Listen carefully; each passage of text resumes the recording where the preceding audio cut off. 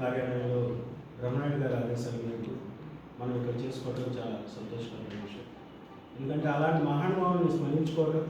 వాళ్ళని మన దైనందిన జీవితాల్లో కూడా వాళ్ళ ఆశయాలకు అనుగుణంగా మన జీవితాన్ని కొనసాగించడం ఈనాటి సమాజానికి ఎంతైనా అవసరం. ఎందుకంటే అంబేద్కర్ గారు ఒక బడుగు బలహీన వర్గాలకే కాదు, సమాజంలో ఎవరైతే వాయిస్ లేదో, ఎవరికైతే అవకాశాలు లేవో వాళ్ళందరికీ కూడా ప్రతినిధి. ఆయన సెంట్రల్ మినిస్టర్గా చేసిన, రాజ్యాంగాన్ని నిర్మించిన, అదేవిధంగా మన భారతదేశ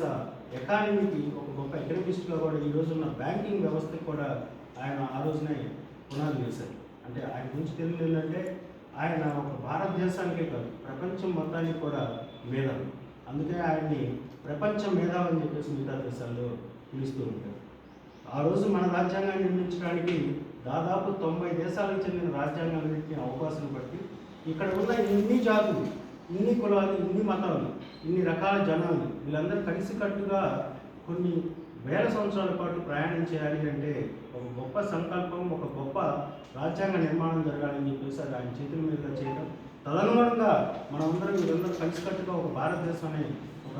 దీనిలో మన దేశంలో ఉండడం అనేది చాలా గొప్ప విషయం చెప్పేసి తెలియజేస్తూ, అయితే ఈ సందర్భంగా మన వైఎస్ఆర్ కాంగ్రెస్ పార్టీ కార్యకర్తలకి వీళ్ళందరికీ కూడా తెలియజేయడం,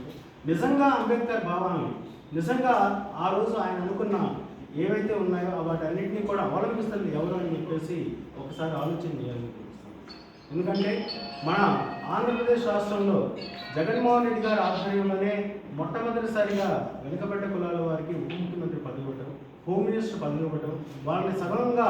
గౌరవించడం అనేది ఆనాటి ముఖ్యమంత్రి గారు చేశారు. అంబేద్కర్ విగ్రహాన్ని విజయవాడ నలుగురిన పెట్టడమే కాదు, ఆయన గుండెల్లో కూడా ఇప్పుడు అంబేద్కర్ సిద్ధాంతాలు ఉంటాయని చెప్పేసి తెలియజేస్తున్నాం. తదనుగుణంగానే అక్కడే కాదు, మన వినుకొండ నియోజకవర్గంలో బ్రహ్మనాయుడు గారు కూడా మొట్టమొదటిసారిగా నామినేటెడ్ పదవులన్నీ ఇంతకుముందు కేవలం కొంతమందికి, కొన్ని వర్గాలకే పరిమితమైన చోట ఆయన మొదటిసారి ఎస్టీలుగా ఉన్న ఒక మహిళని మన మార్కెట్ చైర్మన్ చేస్తుంది. అదే కాదు, గాబ్రియల్ని మన మున్సిపల్ వైస్ చైర్మన్ చేయడం జరిగింది. ప్రతి మండలంలో కూడా ఆ రోజు జగన్మోహన్ రెడ్డి గారి సూచన మేరకు బ్రహ్మనాయుడు గారు ఇక్కడ ప్రతి మండలంలో కూడా ఒక వైస్ ఎంపీపీ పదవిని వెనుకబడిన తరగతికి ఇవ్వడం జరిగింది. అందుకే ఏం చెప్తున్నా అంటే ఎవరైతే అంబేద్కర్ గారి సిద్ధాంతాలను నిజంగా అవలంబిస్తుంది, అంబేద్కర్ గారి ఆశయాలను జనాల్లోకి తీసుకెళ్ళండి, అంబేద్కర్ గారి ఆశయాలకి నిజమైన వారసుడు జగన్మోహన్ రెడ్డి గారు అని చెప్పేసి ఈ సందర్భంగా అంబేద్కర్ గారు ఈరోజు వాస్తవంగా మనం సమాజంలో ఆడపిల్లలకి ఆస్తి హక్కిస్తాము. ఇప్పుడు కాదు, 1956 ముందు 1952లోనే మహిళా హక్కుని, మహిళలకు ఆస్తి హక్కుని అనేది పార్లమెంట్లో ప్రవేశపెట్టి ఆనాటి సమాజం దాన్ని అంగీకరించకపోతే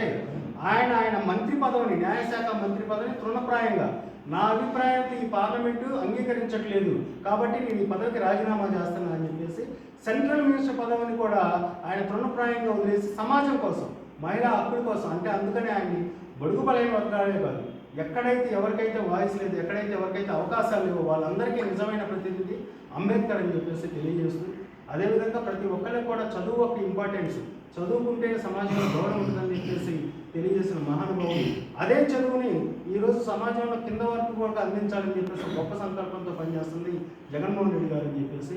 ఈ సందర్భంగా తెలియజేస్తూ ఈ కార్యక్రమానికి చేసిన పెద్దలందరికీ కూడా